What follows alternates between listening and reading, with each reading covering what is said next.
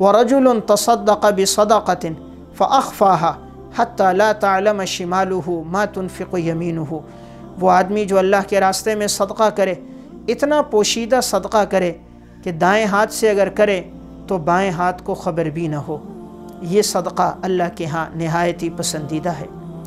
قرآن و سنت کی تعلیمات یہی ہیں کہ اگر اللہ نے مال دیا ہے تو انسان اس مال میں سے فقیروں پر، یتیموں پر، مسکینوں اور بیواؤں پہ خرچ کرے۔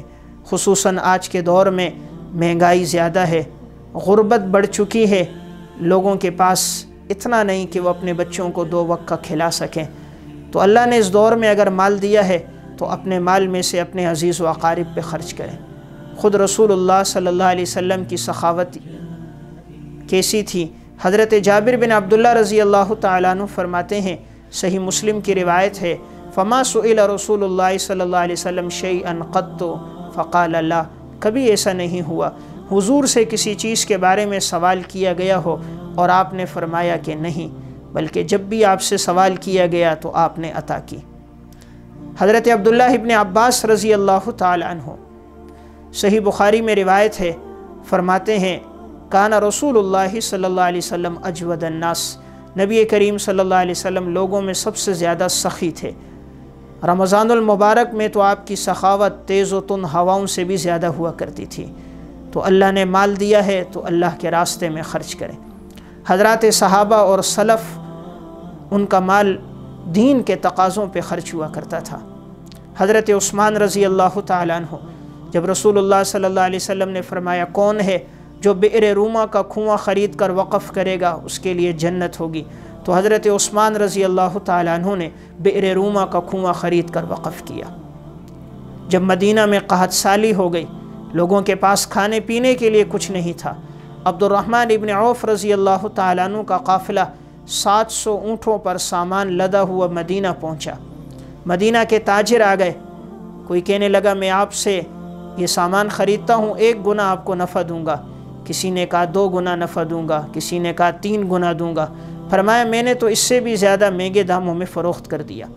تاجروں نے کہا ہم سب یہاں موجود ہیں، آپ نے کس کے ہاتھ فروخت کیا ہے؟ فرمایا میں نے اللہ کے نام پہ دیا، اور من جاء بالحسنہ فلہ 10 امثالہا، اللہ تعالیٰ تو 1 کا 10 گنا کر کے واپس لوٹا دیتے ہیں۔ 700 اونٹوں پر سامان لدا ہوا تھا، عبد الرحمن ابن عوف نے سب مدینہ کے لوگوں میں مفت تقسیم کر دیا۔ یہ واقعہ علامہ ابن اسیر جزری رحمہ اللہ نے اسد الغابہ فی معرفت الصحابہ میں نقل کیا ہے۔ امام ذہبی رحمہ اللہ، متوفہ 748 ہجری کی کتاب ہے تذکرۃ الحفاظ، اس میں انہوں نے ام المومنین حضرت عائشہ صدیقہ رضی اللہ تعالیٰ عنہ کے حالات میں ایک واقعہ لکھا۔ حضرت امیر معاویہ رضی اللہ تعالیٰ عنہ کا دور خلافت تھا، انہوں نے بوریوں میں دراہم بند کر کے بھیجے اور ان کی تعداد 1,80,000 تھی۔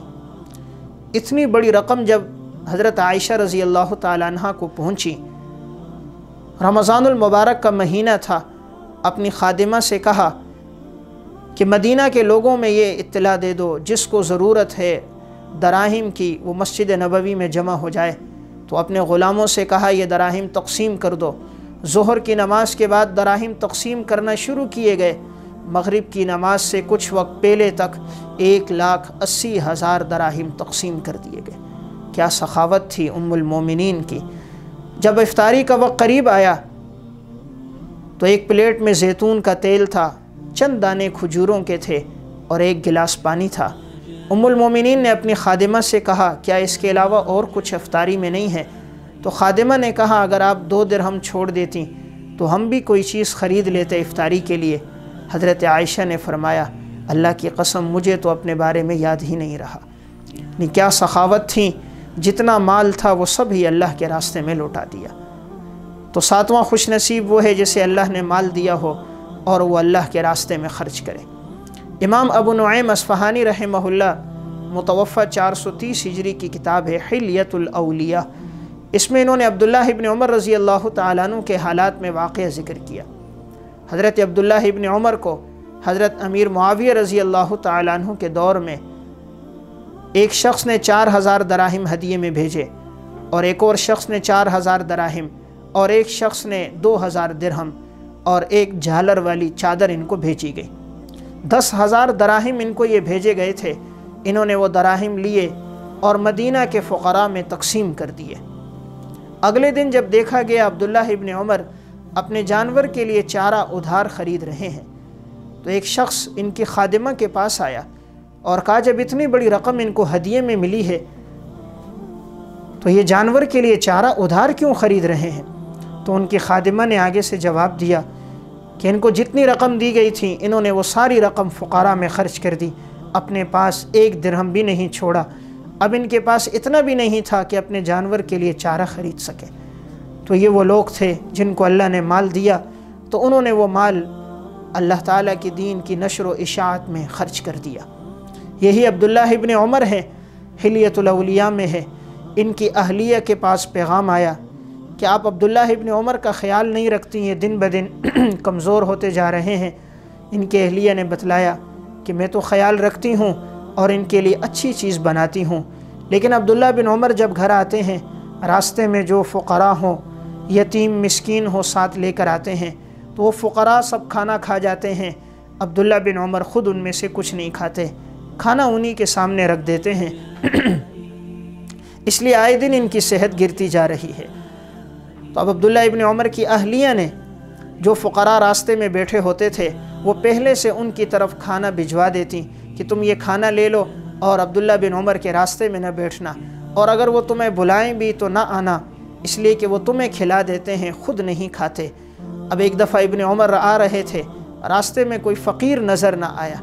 جب کھانے کے لیے بیٹھے تو کہا جب تک کوئی فقیر میرے ساتھ نہیں ہوگا، کوئی یتیم اور مسکین نہیں ہوگا تو میں کھانا نہیں کھاؤں گا۔ اب جب فقراء کی طرف پیغام بھیجا تو کوئی فقیر آیا نہیں، اس لیے کہ عبداللہ ابن عمر کی اہلیہ نے منع کر دیا تھا۔ تو عبداللہ ابن عمر نے کہا کیا تم چاہتے ہو کہ میں کھانا نہ کھاؤں؟ تو اس دن عبداللہ بن عمر نے کھانا ہی نہیں کھایا کہ جب تک کوئی یتیم و مسکین میرے ساتھ دسترخوان پہ نہیں ہوگا تو میں کھانا نہیں کھاؤں گا۔ تو ابن عمر نے کھانا ترک کر دیا۔ تو یہ وہ لوگ تھے جنہیں اللہ نے مال دیا تو انہوں نے وہ مال اللہ کے راستے میں خرچ کر دیا۔ حضرت طلحہ بن عبید اللہ رضی اللہ تعالیٰ عنہ، ان کا واقعہ امام طبرانی رحمہ اللہ نے المعجم الکبیر میں اور امام منذری رحمہ اللہ نے الترغیب والترہیب میں ذکر کیا ہے۔ حضرت طلحہ بن عبید اللہ کی گھر والی کا نام ہے سعدہ رضی اللہ تعالیٰ عنہ۔ ایک دفعہ طلحہ بن عبید اللہ ان کے پاس آئے تو کچھ پریشان تھے۔ گھر والی نے پوچھا کیوں پریشان ہو؟ کیا میری وجہ سے آپ کو تکلیف پہنچی ہے؟ کہا نہیں، تم تو بہت نیک خاتون ہو، تمہاری وجہ سے تکلیف نہیں پہنچی۔ کہا پھر رنجیدہ کیوں ہو؟ کہا میرے پاس رقم زیادہ ہو گئی ہے، اب سوچ رہا ہوں اس رقم کا کیا کروں۔ گھر والی نے کہا اس میں پریشان ہونے کی بھلا کیا بات ہے، مدینہ کے فقراء کو، یتیموں کو، مسکینوں کو اور اپنے عزیز و اقارب کو بلاؤ اور یہ رقم ان کے درمیان تقسیم کر دو۔ چنانچہ طلحہ ابن عبید اللہ نے پیغام بھیجا، سب کو جمع کیا گیا تو طلحہ بن عبید اللہ نے ان فقراء کے درمیان 4 لاکھ دراہم تقسیم کر دی۔ کیا سخاوت تھی ان لوگوں کی کہ اللہ نے مال دیا تو مال اللہ کے راستے میں خرچ کر دیا۔ تو رجل تصدق بصدقۃ، وہ شخص کہ جس کو اللہ نے مال دیا ہو اور وہ اللہ کے راستے میں خرچ کر دے۔ علماء اکرام کے نیو بیانات سننے کے لیے آپ ہمارے فیس بک پیج کو لائک کریں اور ہمارے یوٹیوب چینل کو سبسکرائب کر کے بیل آئیکن پر کلک کیجیے۔ اپنی نیک دعاؤں اور تمناؤں میں ادارہ سعد نشریات کو یاد رکھیں۔ شکریہ۔ علماء حق کی آواز، سعد نشریات۔